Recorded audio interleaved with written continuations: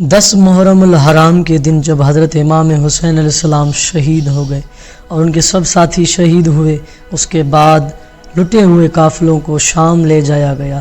یہ تو آپ جانتے ہیں، لیکن کیا آپ یہ جانتے ہیں جب سب شہید ہو گئے 11ویں محرم کی رات بی بی زینب کس طرح سے پہرا دیا، اور بی بی سکینہ جب نظر نہیں آ رہی تھی، بی بی ام کلثوم کو جب ملی تو بی بی سکینہ نے بابا کے گلے سے کیا سنا، یہ پورا واقعہ میں آپ کو تفصیل سے اس ویڈیو میں بتاؤں گا۔ شہادت امام حسین کے بعد اسف وفادار نے اپنے پیشانی امام حسین کے خون میں رنگین کر کے اہل حرم میں خبر شہادت پہنچائی دی تھی، جس کی وجہ سے خیمہ میں کوہرام عظیم برپائی تھا کہ دشمنوں نے خیمہ کا رخ اور پہنچتے ہی خیموں میں آگ لگا دی اور سامان لوٹنا شروع کر دیا۔ اہل بیت رسول فریاد و فغاں کی آوازیں بلند کر رہے تھے اور کوئی فریاد درس پرسان حال نہ تھا۔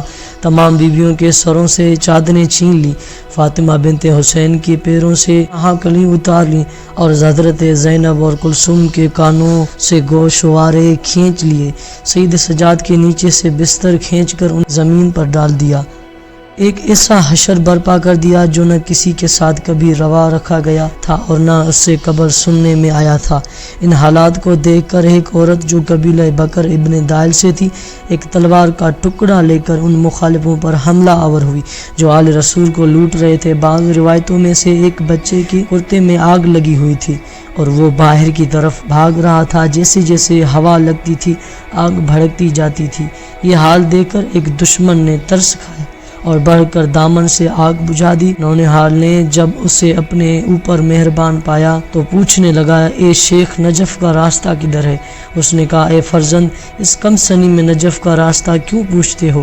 فرمایا، میں اپنے نانا کے پاس جا کر ان کے سامنے فریاد کروں گا۔ کتاب توضیح میں یہ واقعہ جناب سکینہ کی طرف منسوب ہے۔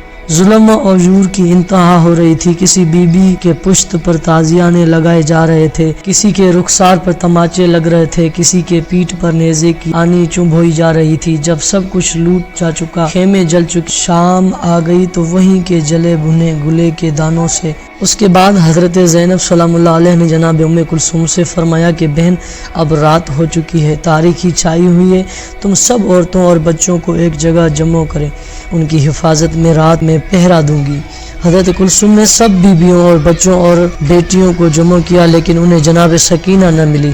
آپ نے اولیاء جناب زینب سے عرض واقع کیا۔ زینب مقتل کی طرف حضرت سکینہ کو تلاش کرنے نکلی۔ ایک نشیب سے سکینہ کی رونے کی آواز آئی۔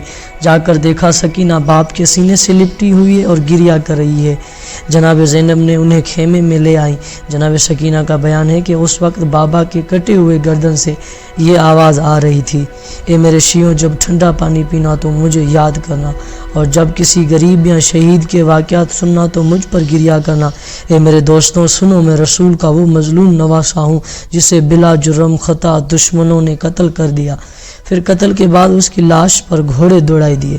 اے میرے شیعوں، کاش تم آج عاشور کے دن ہوتے، یہ روح فرسا منظر دیکھتے کہ میں اپنے پیاسے بچے علی اصغر کے لیے کس طرح پانی مانگ رہا تھا اور یہ سنگ دل کسی دلیری اور بے قابی سے انکار کر رہے تھے۔ حضرت زینب سلام اللہ علیہ جناب سکینہ کو باپ کے سینے پر سمجھا بجھا کر اٹھا لائیں اور انہیں جناب ام کلثوم سپرد کر کے پہرا دینا شروع کر دیا۔ رات کا کافی عرصہ گزرنے کے بعد جناب زینب نے دیکھا کہ ایک سوار گھوڑا بڑھائے چلا آ رہا ہے۔ آپ نے بڑھ کر اس سے کہا کہ ہم آل رسول ہیں، ہمارے چھوٹے بڑے بوڑھے جوان سب آج قتل کیے جا چکے ہیں، اب ہمارے چھوٹے چھوٹے بچے ابھی روتے روتے سو گئے ہیں۔ اے گھوڑ سوار، اگر تجھے ہم کو اور زیادہ ٹوٹنا مقصود ہے تو صبح آ جانا، جو کچھ ہمارے پاس رہ گیا ہے اسے بھی لوٹ لینا، لیکن دیکھ ان بچوں کو نہ ستا اور انہیں سونے دے، خدا کے لیے اس وقت چلا جا۔ لیکن گھوڑ سوار نے ایک نہ سنی اور قدم فرس برابر بڑھاتا ہی رہا۔ آخر زینب بھی شیر خدا کی بیٹی تھی، انہیں جلال آ گیا اور انہوں نے بڑھ کر لگام فرس میں ہاتھ ڈال دیا اور کہا، میں کیا کہتی ہوں اور تو کیا کرتا ہے؟ یہ حال دیکھ کر سوار گھوڑے سے اتر پڑا اور زینب کو سینے سے لگا کر کہنے لگا، اے بیٹی، میں تیرا باپ علی ہوں، بیٹی تیری حفاظت کے لیے آیا ہوں، اے جان، اے پدر، تم بچوں میں جہاں تیری حفاظت کروں گا۔ زینب نے فریاد اور فغاں شروع کر دی اور تمام واقعات بیان کیے۔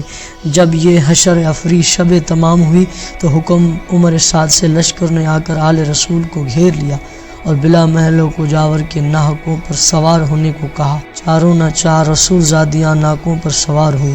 حال یہ تھا کہ سر کھلے ہوئے تھے، بال بکھرے ہوئے تھے، آنکھوں سے آنسو جاری تھے۔ امام زین العابدین علالت کی وجہ سے چونکہ تاب اور تواں نہ رکھتے تھے، اس لیے انہیں سوار ہونے میں تکلیف تھی۔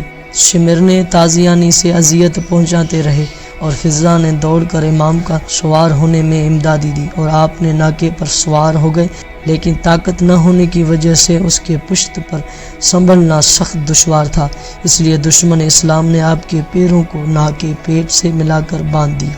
پھر اس کے بعد اس قافلے کو لے کر باردائے کوفہ روانہ ہوئے اور غضب یہ کیا کہ ان رسول زادیوں کو مقتل کی طرف سے گزرتا۔ مورخین کا بیان ہے کہ جیسے ہی یہ حسینی قافلہ مقتل میں پہنچا تو حشر کا سماں پیش ہو گیا۔ زینب نے اپنے کو ناکہ سے گرا دیا اور فریاد فغاں کرنے لگی۔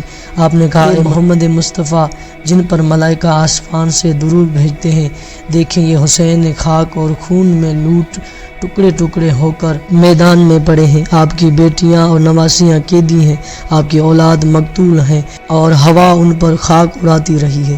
یہ دردناک مرثیہ سن کر دوست دشمن کو کوئی ایسا نہ تھا جو رونے نہ لگا ہو۔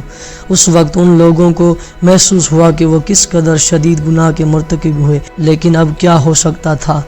حضرت زینب سلام اللہ علیہ کی فریاد سے جانور بھی رونے لگے اور ان کی آنکھوں سے آنسو ٹپک رہے تھے۔ اس طرح سے حضرت ام کلثوم بھی نوحہ فریاد کر رہی تھی اور جناب سکینہ بھی محو گریہ تھی۔